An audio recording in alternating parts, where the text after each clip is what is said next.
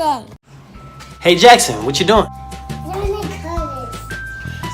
I do it. I quit. Jackson, don't quit. Let's do the walk in water experiment to help you learn your color wheel chart. Come on, let's do it. And we have our 7 jars. We have our food coloring, our paper towels, and we have our water.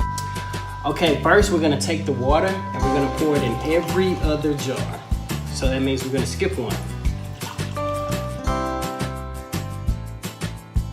Okay, we're gonna take the red food coloring.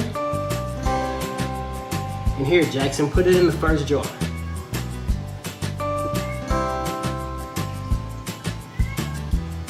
Mix it good. Mix it really good. Okay, we've added the red. Jackson, go ahead and add the yellow right here into this one. So now that we have our yellow, let's add the blue into this jar. This one. That one? Okay. That one.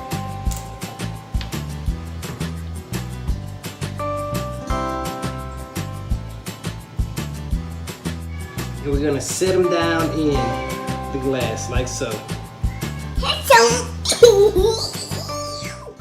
Okay, so if you're doing this at home, the paper towels will actually connect the jars together and start to absorb the water so that it creates new colors into the empty jars.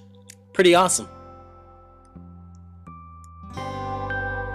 Okay guys, we're gonna let this sit for about an hour and we're gonna go have fun while we wait.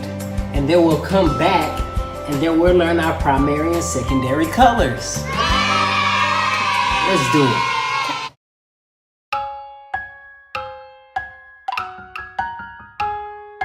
Hickory dickory dock, the mouse went up the clock. The clock struck. Catch me if you can! Get over here! Whew, that was so much fun. So now we can finally learn our primary and secondary colors, guys.